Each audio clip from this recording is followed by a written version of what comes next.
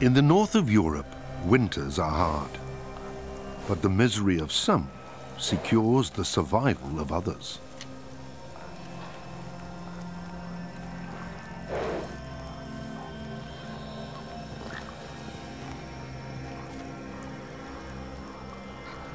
In Scandinavia, golden eagles live in the mountains and the lowlands. They are capable hunters, but still they can't survive without the victims which cold and snow claim every winter.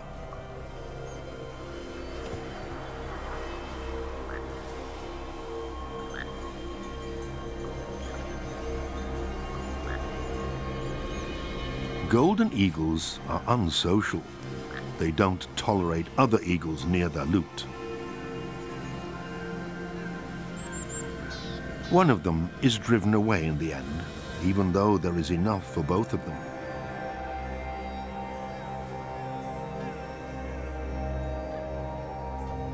Who would think of love in such harsh conditions? It remains to be seen if it is love. But golden eagles begin their courtship when it's still winter.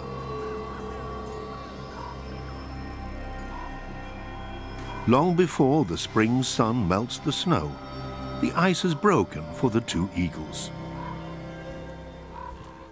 They mate up to 30 times before the female lays her eggs in early April. But we'll come back to that.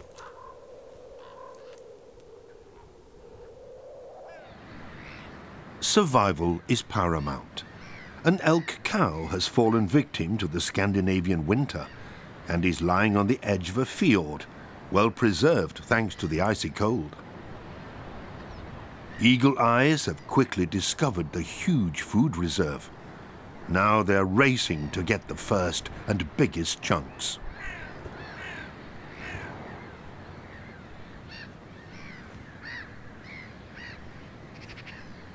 The fully grown golden eagle gets to the cadaver first and starts to feed on it. But before he gets to the coveted meat of the mammal, he has to work through the elk's dense winter coat. A sea eagle is keeping an attentive eye on the scene. He would love to fight the golden eagle for the prey. It seems to be worth a try.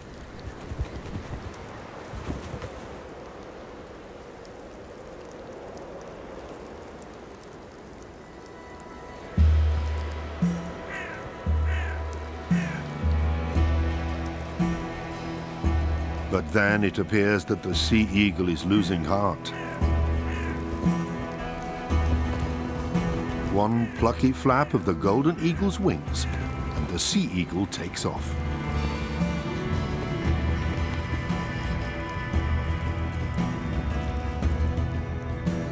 A second sea eagle swoops down from the perpetual dark grey Nordic winter sky. This one is making more of an impression on the golden eagle, but he's full anyway and leaves the field to his cousin with a large yellow beak.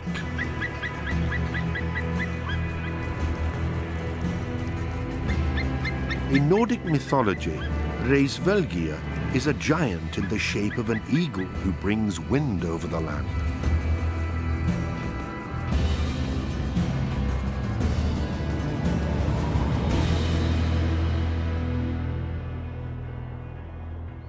Golden eagles need vast, untouched landscapes where nature is still relatively intact.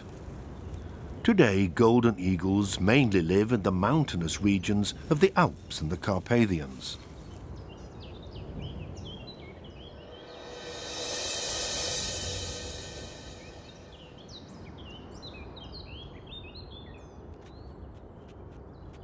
There are many different prey animals for the golden eagle between forest and mountain meadows.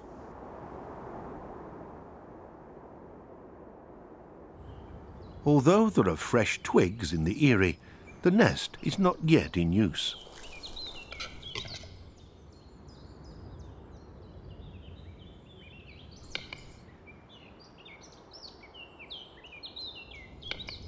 A capercaillie, also makes an attractive prey for the eagle. While the smaller female is well camouflaged and rarely leaves the protection of the forest, the conspicuous male capercaillie makes for easy prey, at least during the mating season. The hen rarely shows herself openly on the mountain meadow, and the male capercaillie would also better retreat back into the protection of the mountain forest.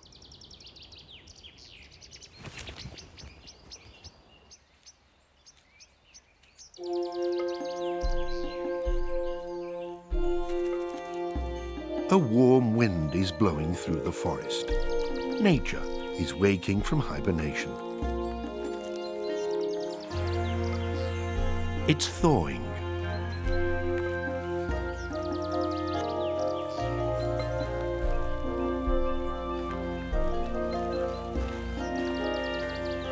There are more and more mountain forests where you can find large feathers of this size, eagle feathers once again. Breeding golden eagle couples are back in the heart of Europe.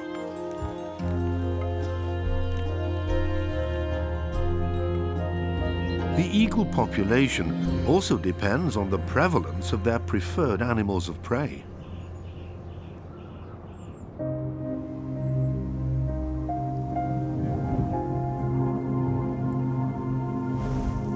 Loose feathers are drifting across the ground.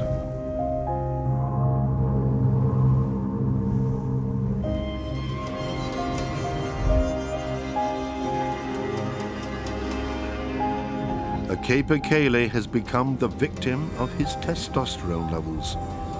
During the mating season, large amounts of testosterone flow through a capercaillie's body and makes it careless. Golden eagles keep returning to their kill and feed on it until nothing is left. This way, every last bit of the prey is used. Eagles hardly make a dent in the capercaillie population. Wherever its habitat is intact, the capercaillie produces enough offspring to make up for these losses.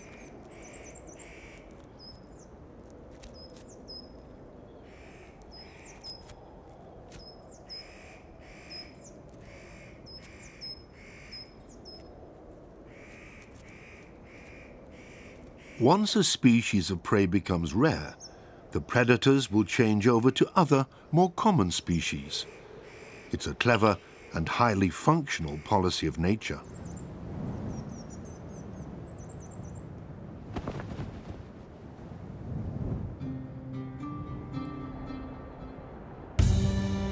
The eagle cruises above his territory, but this time he is not on the lookout for prey. The breeding season is upon them, and the eagles need to prepare. They have been making regular courtship flights in their territories since the winter, in order to strengthen their partnership.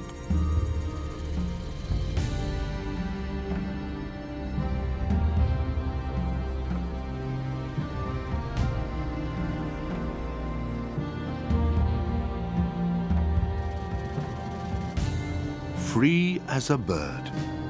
The phrase has never seemed so apt.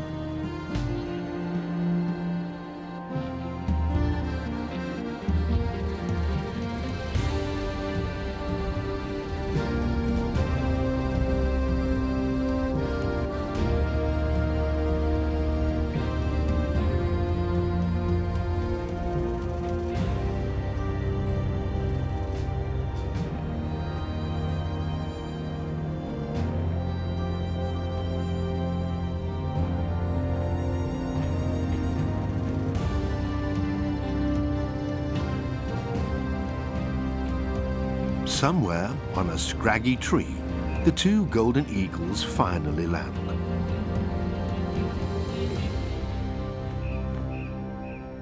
And they mate yet again. Nothing stands in the way of a new generation of eagles, or so it seems.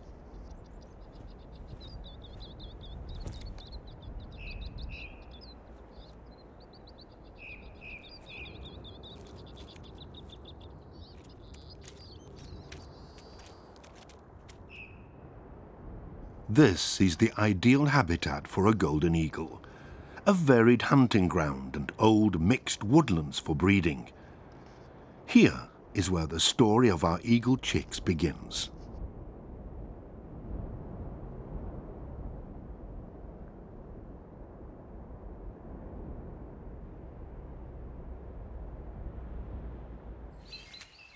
The male golden eagle has been incubating the egg for a few hours now.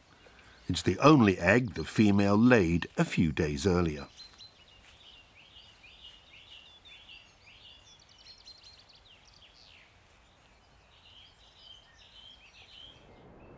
It's the end of April, and all over the forests, birds have been looking for hiding places for their nests.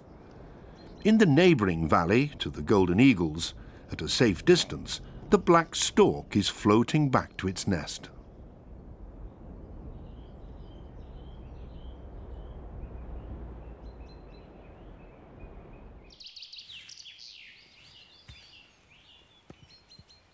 Now that spring has sprung, the eggs need to be kept warm at all times, on both sides.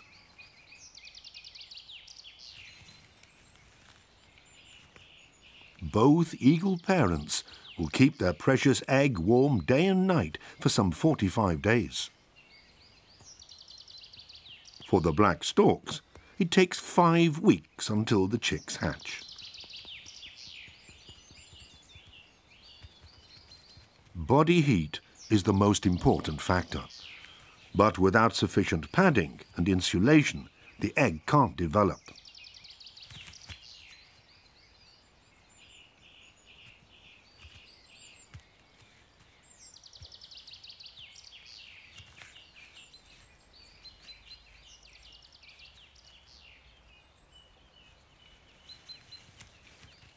The male golden eagle has a ring. While it was assumed that it's the task of the mother bird to incubate the eggs, our eagle couple take regular turns. The eagle egg was only exposed to the cold of the April day for a few minutes. Now the female is flying towards the eyrie.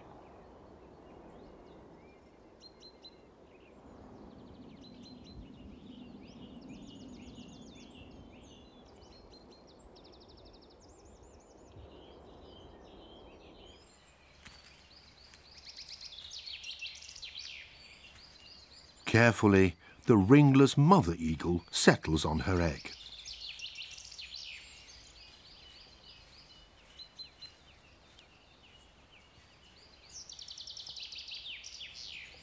The eagles are nearly motionless when they incubate the eggs, and their neighbours, the black storks, are no different. A bit further down, Eurasian pygmy owls are one step behind. They still haven't laid any eggs. Not all golden eagles make their eyrie in old trees. Rock islands in an ocean of trees and shrubs. The main thing is that the breeding place is not easily accessible to predators. Up in the rock eyrie, the eggshell has already been broken.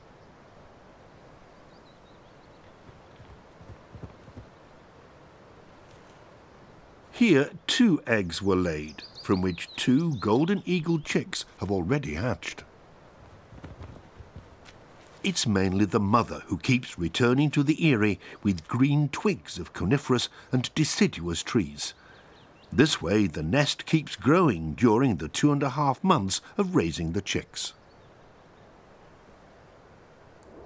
The father's task is to provide food. He regularly supplies the eyrie with prey animals, which the female divides up and feeds to their offspring.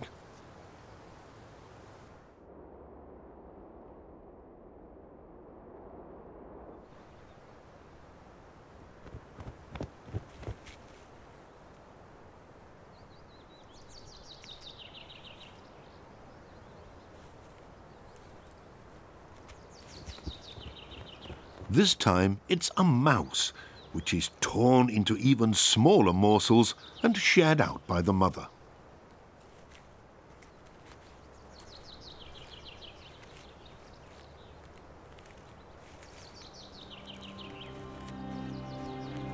95% of all golden eagles hatch in a rock eyrie. The rest of them see the light of day in an eyrie on a tree, like our eagle couple, with their eyrie in an old fir tree, who only have one chick to look after.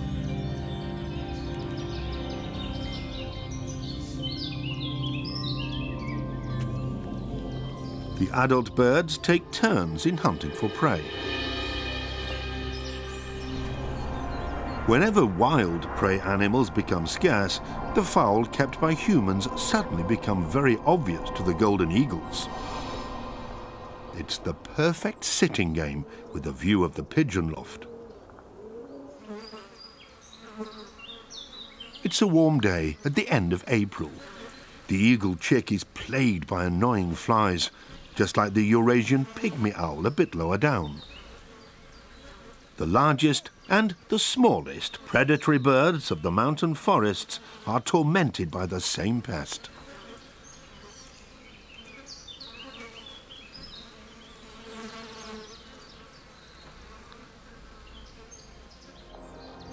The female golden eagle is still sitting high above the pigeon lofts, waiting patiently for an opportune moment.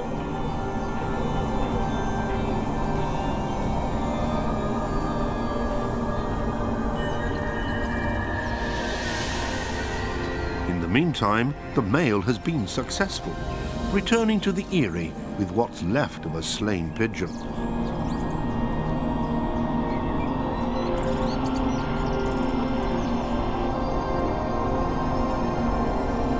Then he flies off again, leaving the rest of the work to the female.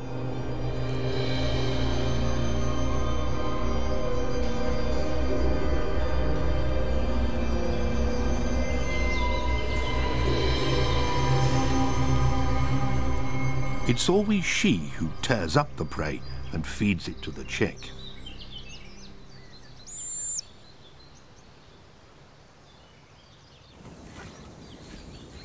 Although individual eagles may prefer certain animals of prey, pigeons are not a golden eagle's regular target.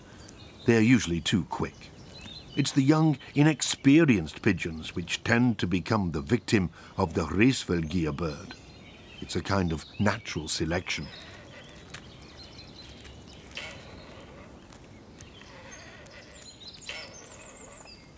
The eyrie of the golden eagle is slightly smaller than that of a sea eagle. It's 1.5 meters in diameter and roughly 1 meter in height, similar to that of the black storks in the neighboring valley. Here, 3 insatiable young birds are waiting for their meal. In the eagle eyrie, the mother has to present tiny morsels of prey to her little one. At the black stork families, whole fish is again on the menu.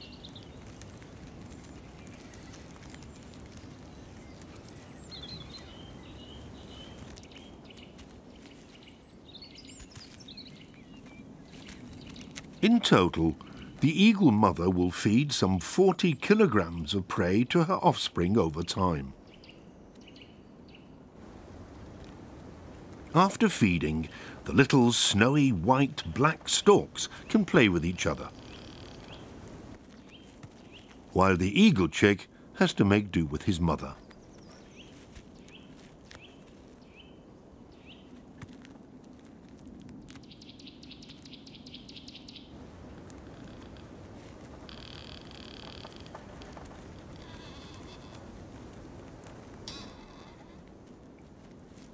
When it gets cooler, the female offers warmth and comfort.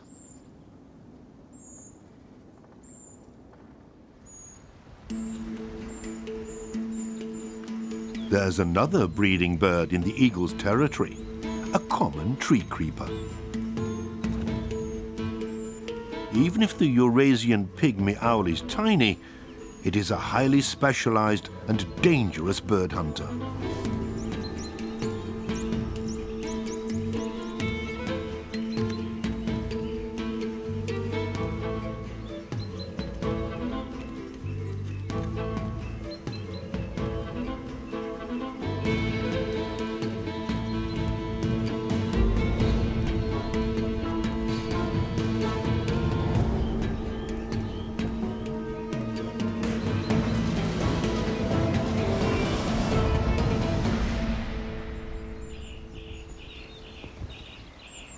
A Eurasian pygmy owl will kill over 200 songbirds and small mammals to raise the offspring of one hatch. The tiny owl has 7 chicks to look after. All the waste from the nursery is just thrown out of the door.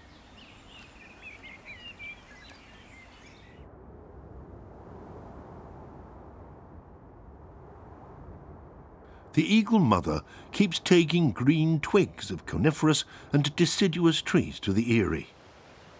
We don't know why she does that. Maybe fresh twigs are a better building material than dry branches.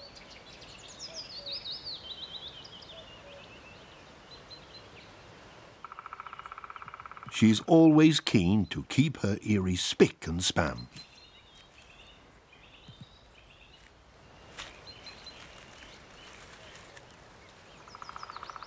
Some biologists suspect that the green twigs and leaves have an antiseptic effect, but there is no proof for this theory as yet.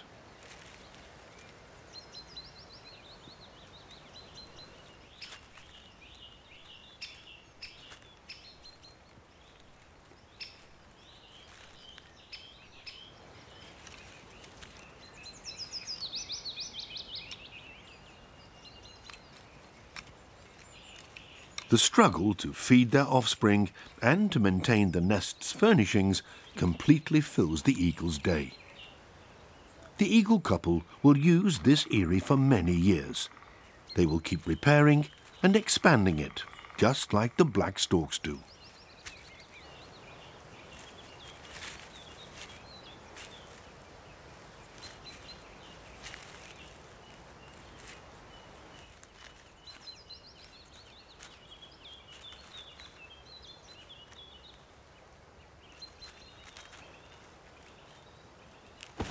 The eagle mother is leaving the eyrie to go hunting.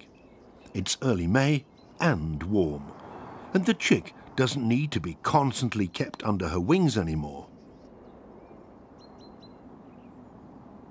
In Europe's mountainous forests, it's not only the eagles and storks who breed now.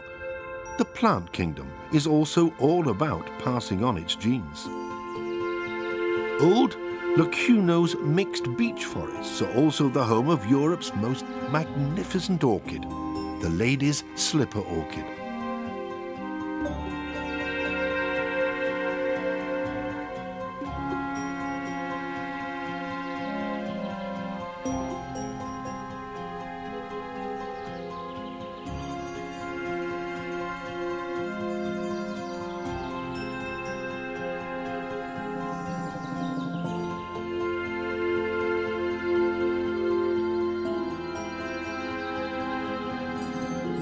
Wherever ladies' slipper orchids blossom and golden eagles have their eyries, nature is at least to some degree still intact.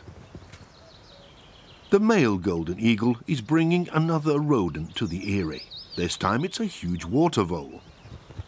And the female is bringing another twig, but she immediately takes over control of the nest.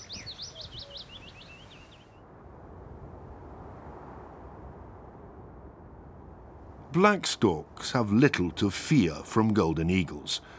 They are able to defend themselves and never let the chicks in their eyrie out of their sight.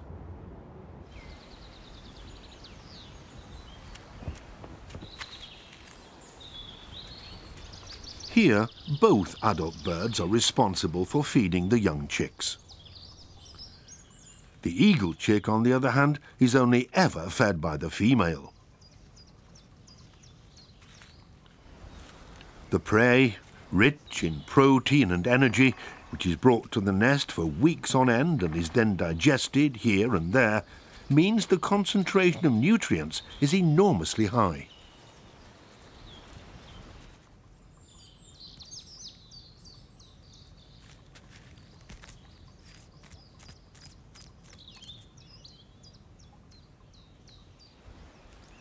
Leftover food and manure fertilize the surrounding forest ground.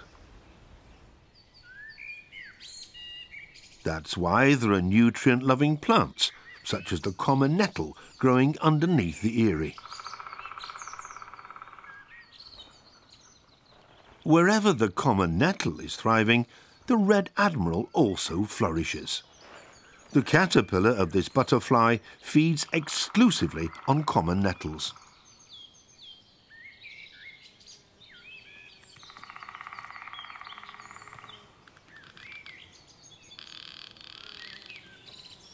This way, the large birds in the forest involuntarily cater for the offspring of a little butterfly.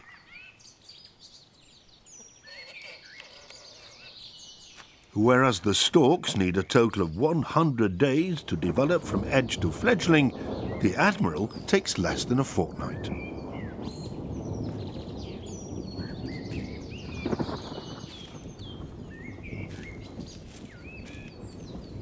Rain showers move across the hilly landscape of Central Europe.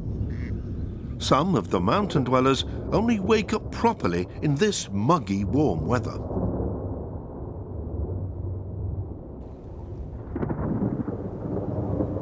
The eagle is patrolling the edge of the forest.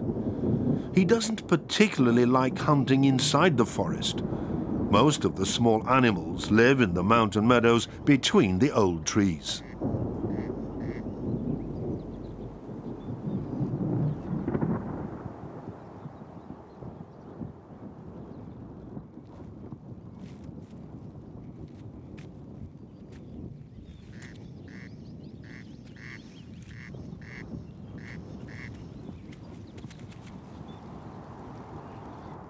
The female eagle has spotted something. Sometimes even the large birds have to make do with very small prey. The male has been watching what's going on and glides across the meadow towards his partner.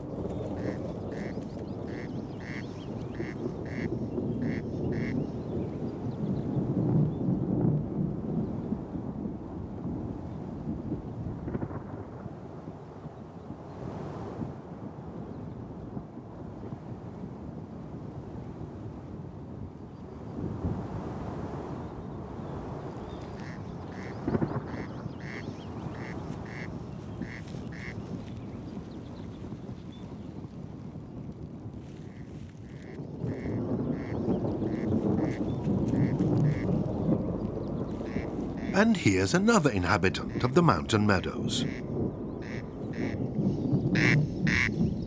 The corncrake with his funny song.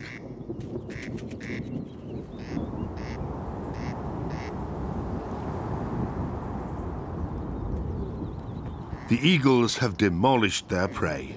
They fly back towards the eyrie with a full crop.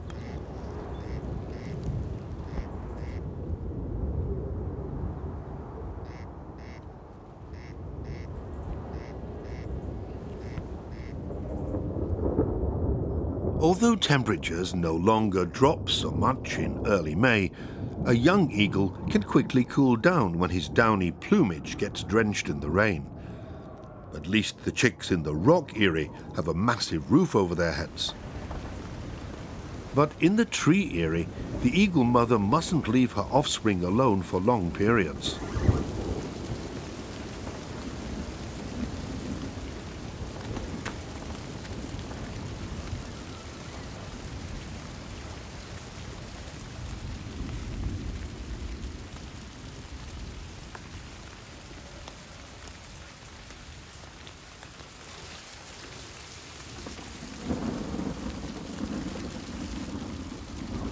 The chick, with his delicate downy plumage, doesn't fit under the adult bird anymore. He snuggles up to his mother, where it's warm and reasonably dry.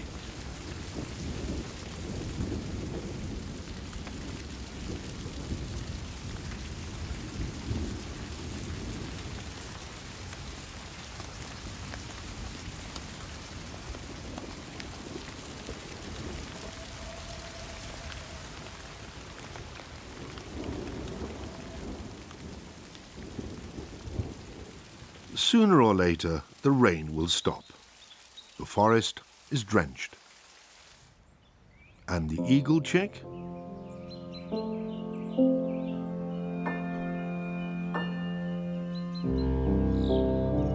He has survived the shower unscathed. In rainy years, lots of eagle chicks die in their nests, for at some point the female has to leave the eyrie. But as long as the May sun is shining, there is no danger.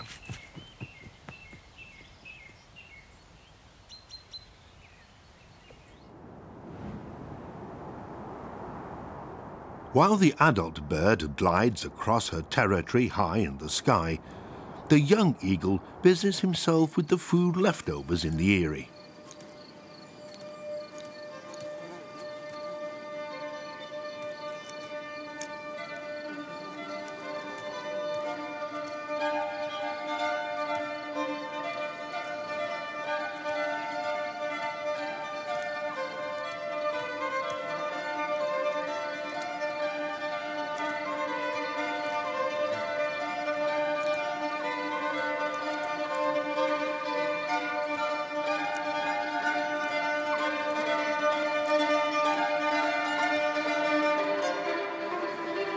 He still has to learn what is edible and what is not. Daily eagle routine prevails in the rock eyrie too. The biggest distraction for the young ones is the adult birds arriving with food.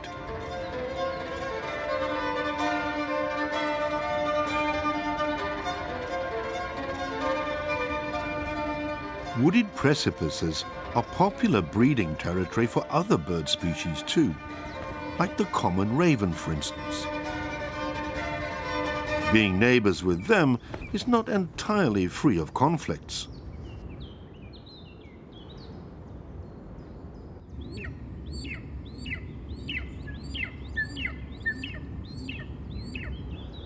Surprisingly, it is the common raven who wears the pants in short bursts of exhibition fights in the air. But this encounter doesn't have any consequences. He may be the king of the mountains, but the golden eagle is not the absolute ruler of his kingdom. Neighbors which make life hard for him are not the only problem for this large bird of prey. Even in natural forests, it is not always easy to catch prey. The times when huge herds of ungulates, followed by large predators, migrated through these valleys are well and truly gone. But wherever man cultivates the meadows, uncut animals like hares and fawns inevitably appear. Our eagles keep returning to the eyrie with food from the Valley of the Humans.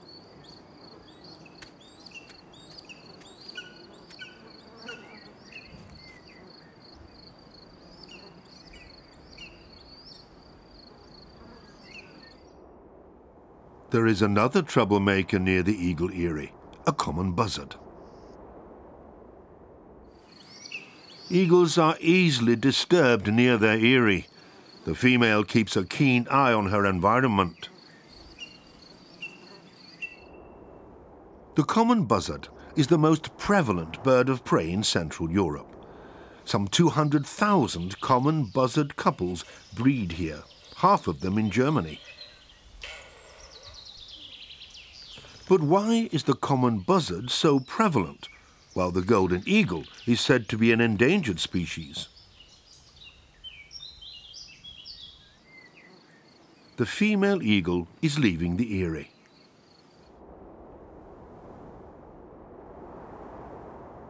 The fact that golden eagles are so rare is hardly due to the relatively small common buzzard's bravery. He will even attack the large and dangerous golden eagle when he gets near the buzzard's nest.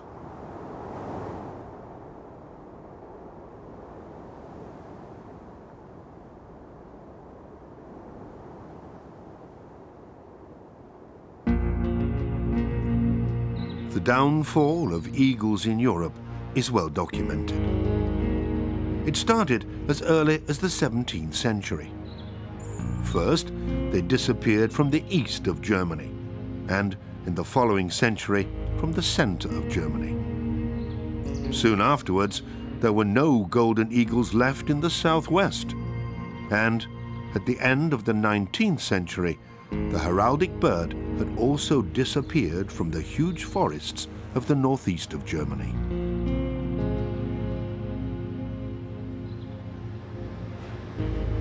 In the end, the last eagles had withdrawn to Europe's mountain areas, which were difficult to access. But why?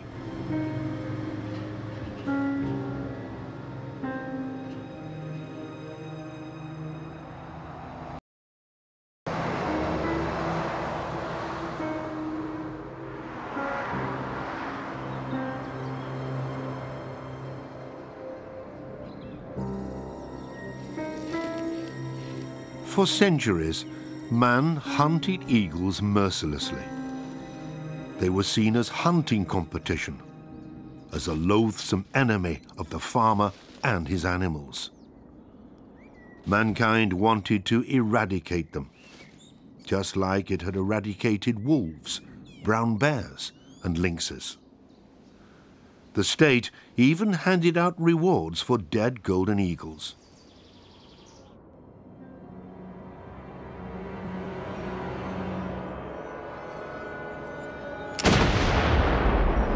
Today, birds of prey are strictly protected. Illegal shootings are rare.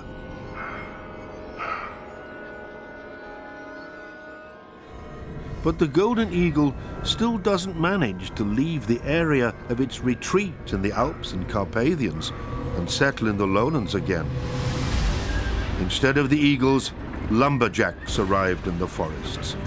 First with axes and saws, later on with ever bigger and ever more efficient machines. Society, eager for growth, has rediscovered the timber business. Never before was it possible to cut and process so much wood in so little time. In some places, logging has doubled in the past 10 years.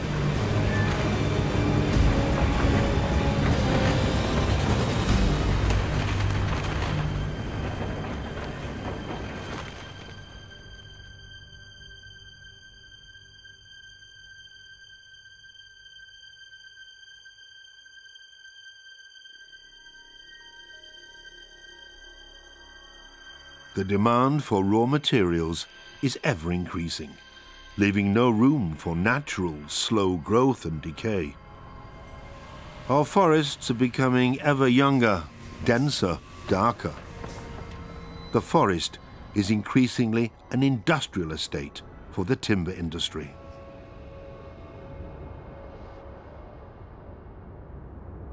It's no wonder that the last eagles have their territories in regions that are difficult to access and in national parks. Black storks and numerous other species also suffer from the economic pressure on our forests.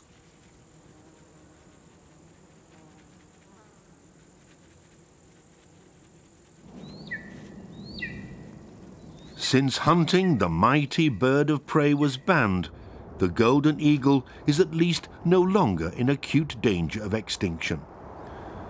But how many eagles breed on this continent in the future will also depend on how the European forests are used.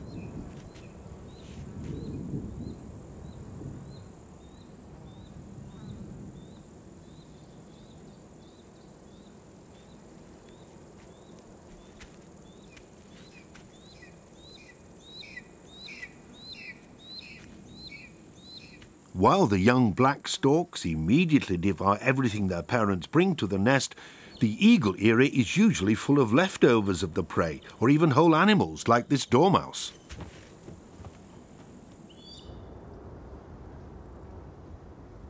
The female eagle goes out to hunt again, while the chick is busy with the dormouse.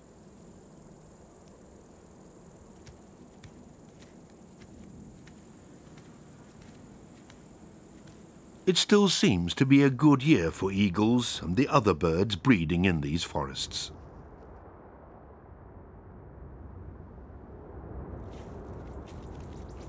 Some 2 months after they hatched, the young eagles in the mountain area have grown a lot. The eagles have a lodger, and in their monotonous daily routine, they welcome every distraction.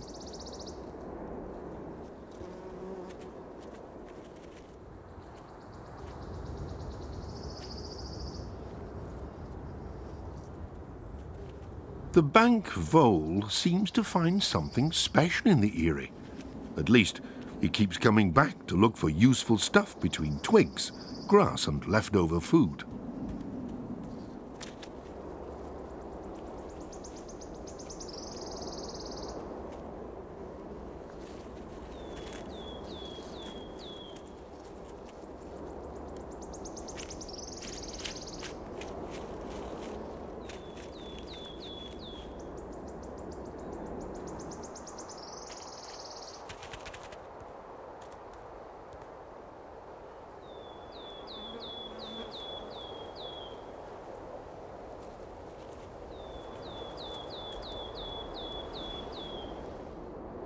The Red Admiral is attracted by the droppings.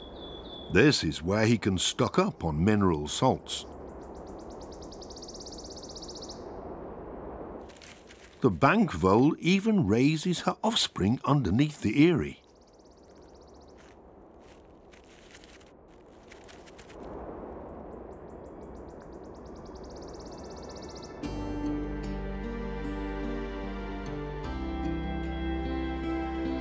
Weeks pass, and it seems nothing could dull the skies above the vast habitat of the eagles.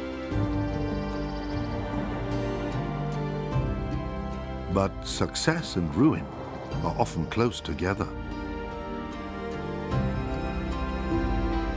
The adult bird returns to the tree eyrie. Today it's hedgehog for lunch.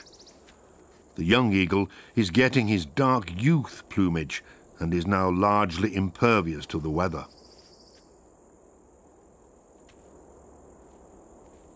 Spells of bad weather are a danger to the bird's offspring, not just because of the wet and the cold. They can also be the reason why birds of prey suddenly have less to kill. Then the young eagles, unable to fly, are trapped.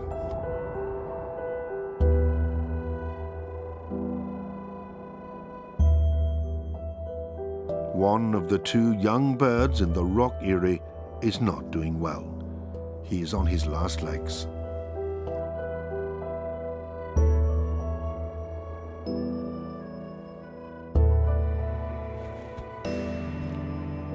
His sibling seems to check up on him, but the little eagle is dead. He almost made it.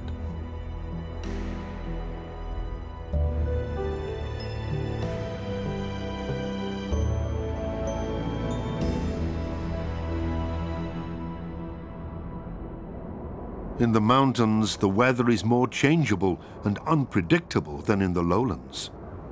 Many of the eagle's animals of prey will stay in their hideouts during spells of bad weather. Hunting becomes more difficult. The eagle mother in the rock eyrie feeds her perished offspring to the surviving one. Eagles don't know piety. They have no morals. Survival is paramount.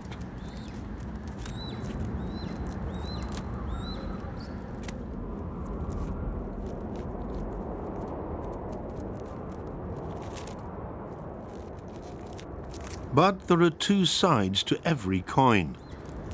Rainy spells are a threat to the golden eagle's offspring. But the so-called bad weather, on the other hand, creates the nursery of another mountain resident. Waterlogged car tracks are just what small grey amphibians have been waiting for. Yellow-bellied toads depend on copious rainfall. As their habitat will be gone again in no time, the toads waste no time mating. However, the two of them don't display the same fervour for saying, "I do."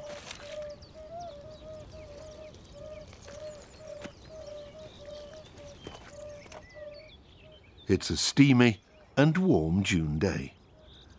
The remaining young eagle in the shady rock eyrie prepares to leave the nest.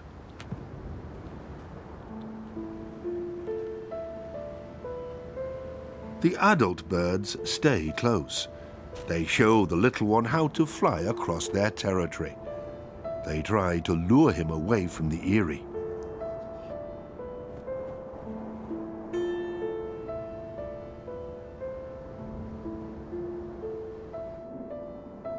From time to time, the male eagle flies to the eyrie to deliver some prey.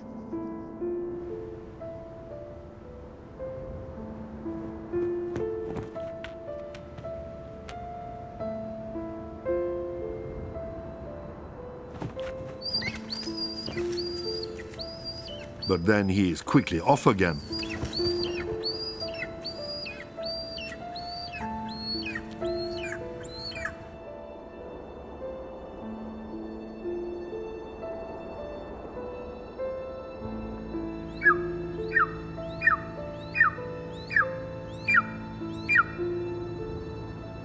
And finally, the young eagle with his chocolate-colored youth plumage leaves the eyrie. He will continue to circle and hunt with the adult birds for another 5 months. Now in June, there is an abundance of prey in the eagle's habitat.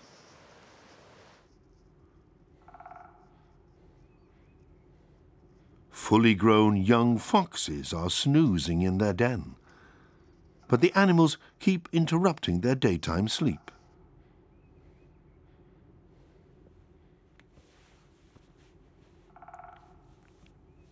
Then they are off on expeditions with fun and games.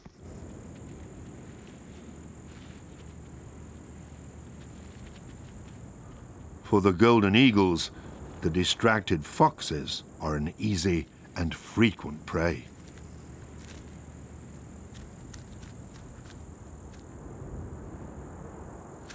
The eagle couple don't bring any more food to the tree eyrie. Now they feed themselves, and later place part of their prey in exposed locations in their breeding grounds to lure the young eagle from the nest.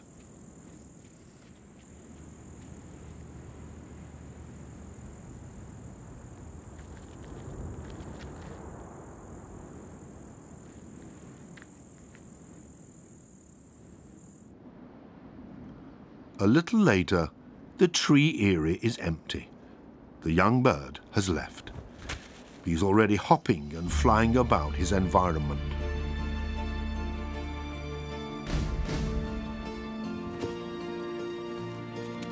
Nothing goes to waste.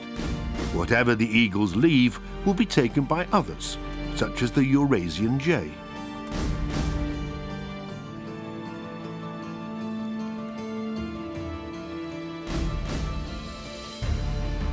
Our young eagle from the tree eyrie is still looked after by his parents, has food served to him, and is taught hunting techniques.